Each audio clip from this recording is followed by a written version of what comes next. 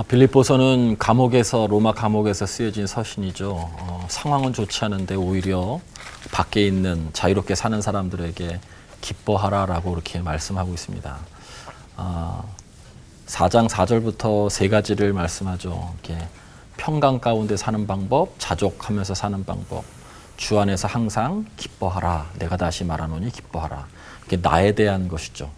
나에 대한 것. 모든 사람들에게 관용을 알게 하라. 주께서 가까우시니라. 타인에 대한 것이죠. 대타.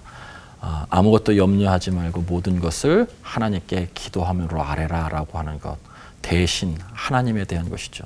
이 세 가지 조화가 이루어질 때 성경에는 평강의 하나님이 너를 지켜줄 것이다 라고 말씀하고 이어서 너희들 무엇이든지 오르며 경건하며 참되며 이런 영적인 것, 가치 있는 것들을 생각하라. 그러면 평강의 하나님이 또 나와요. 너희와 항상 함께 있을 것이다. 지켜주시는 그 하나님이, 평강의 하나님이 이제 함께 하실 것이다 라고 이야기하다가 10절의 기쁨이 또 한 번 나옵니다. 내가 주 안에서 크게 기뻐함은 크게 기뻐했다는 거예요. 아주 샘솟는 기쁨, 엄청난 기쁨을 이야기하고 있어요.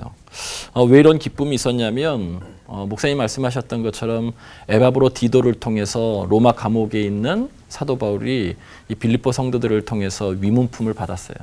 위문품 때문에 기뻤던 것이 아니라 4장 14절에 보면 내 괴로움에 함께 참여하였으니 참 잘했도다.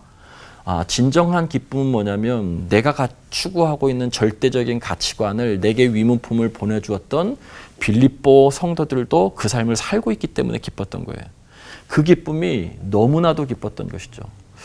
사도 바울에게 있어서는 이 괴로움은 굶주림, 또 질병, 매맞음, 살해의 위협, 궁피, 이 모든 것들을 이야기하죠.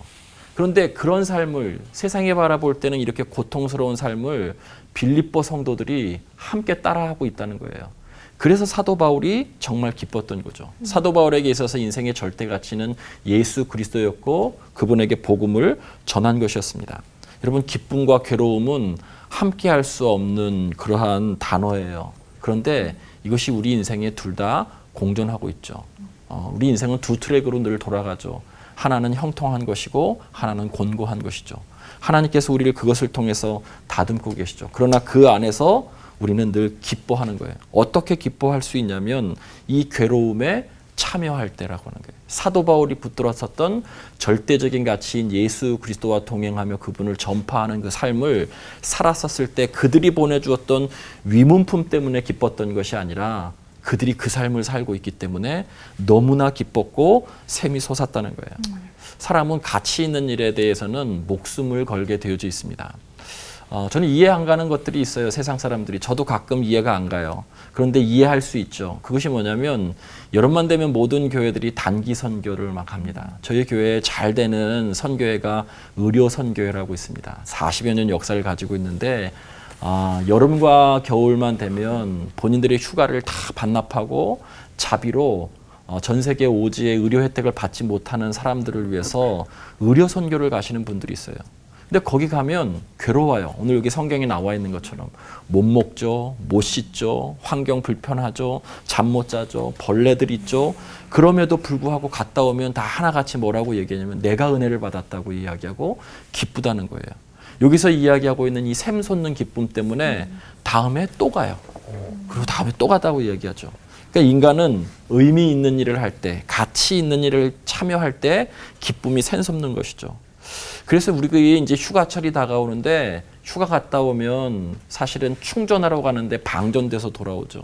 막 몸 다 무너져 있고 돈 다 쓰고 바가지 쓰고 그래서 사실은 휴가가 아니라 방전일 때가 많죠. 진짜 우리 인생의 참된 충전은 의미 있는 일을 할 때, 절대적인 가치를 붙들 때예요. 빌립보서 4장의 복음과 위문품이라고 하는 것이 대비돼서 말씀하고 있어요. 복음 때문에 기쁜 것이지 위문품 때문에 기쁘지 않다는 거예요. 그러니까 위문품이 주는 분명한 힘이 있어요. 기쁨이 있어요. 그러나 그것이 절대적인 것은 아니다는 것이죠. 그러니까 내게 어디에서 내가 에너지를 받느냐, 내가 어떻게 기쁨을 누리며 살 수 있느냐라고 하는 것은 빌립보서 4장 8절 끝에 나오니 이것들을 생각하라. 가치 있는 것들을 생각하라라고 하는 거예요. 가치 있는 것들을 붙들고 사는 인생이 참 인생이고 인생의 참 힘을 거기서 공급받는다는 것이죠. 그래서 느헤미야 8장 10절에 여호와로 인하여 기뻐하는 것이 너희의 힘이니라 라고 말씀하고 있어요. 산전수전 공중전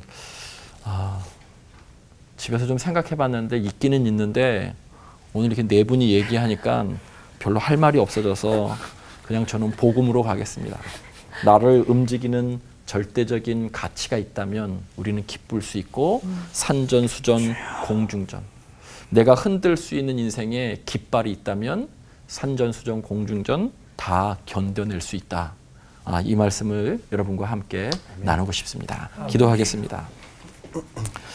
우리 인생에 고난도 있고 또 기쁨도 있습니다. 우리가 이 땅을 살아가면서 어디서 에너지를, 힘을 공급받는지 곰곰이 다시 한번 우리들이 묻게 해주시고 오늘 사도 바울이 감옥의 상황 가운데서도 그가 기뻐했었던 것은 가치 있는 일을 할 때 그리고 누군가가 나와 같은 그 가치 있는 일에 동역할 때 말할 수 없는 샘솟는 기쁨이 있었다고 고백하고 있습니다. 예수님만이 우리의 절대적인 가치인 줄 믿습니다. 이분과 동행하며 이 세상을 살아갈 때 감옥의 상황이라 할지라도 우리에게 매임이 있다 할지라도 그 주님과 더불어서 기뻐하며 힘을 얻고 우리들이 모든 것을 이겨낼 수 있을 줄 믿습니다. 우리에게 그 주님을 붙잡고 살아가는 삶 되게 인도하여 주시옵소서. 감사드리며 예수님의 이름으로 간절히 기도드립니다. 아멘. 갑자기 왜 한숨을 쉬는 적이 있어요? 저는 최정태 목사님께 또 여쭤보고 싶은 거는 이 자족의 달인인 바울은 어떤 그런 궁핍에 처했을 때 그런 거를 자족할 수 있는 걸 언제 배웠을까요? 목사님도 어떤 그런 궁핍의 그런 것들을 터득하셨잖아요. 비천, 배고픔, 궁핍, 배부름, 풍부 이런 것들은 우리 목사님이 잘 설명해 주셨고요. 내 안에 정말 자족하고 평강이 오려면 구별을 잘해야 된다고 저는 생각합니다. 내게 능력 주시는 자 안에서 내가 모든 것을 할 수 있다라고 하는 것을 이 문장을 저는 묵상할 때마다 구별을 잘해야 된다고 생각해요. 내가 할 수 있는 것과 할 수 없는 것, 해야 될 것과 하지 말아야 될 것, 이걸 구별해야 자족이 오는 것 같아요. 그러니까 내가 할 수 있는 것, 할 수 없는 것을 구별하지 못하면 낙담하고 절망할 때가 많죠. 할 수 없는데 막 하려고 하면 이건 정말 어떨 때는 교만이 생기기도 하고 반대로 절망이 생기기도 하죠. 또 한 가지는 해야 할 것과 하지 말아야 될 것이 있어요. 그러니까 해야 할 것은 반드시 해야 되는 거예요. 근데 하지 말아야 될 것을 하면 인생이 결국 피폐해지죠. 그때는 정말 인생이 더 어려워지고 또 하지 말아야 될 것을 하게 되면 더 큰 문제가 우리들 앞에 오게 되는 것이죠. 그러니까 자족은 평강을 가져다 주는데 그러려면 해야 될 것, 하지 말아야 될 것, 그리고 또 할 수 있는 것, 할 수 없는 것을 잘 구별하는 것에부터 자족은 시작된다라고 그렇게 생각하면서 어떤 것을 먼저 할 것인지 구별을 잘하는 것, 그것이 우리들에게 있어서 자족의 비결이라고 그렇게 생각합니다.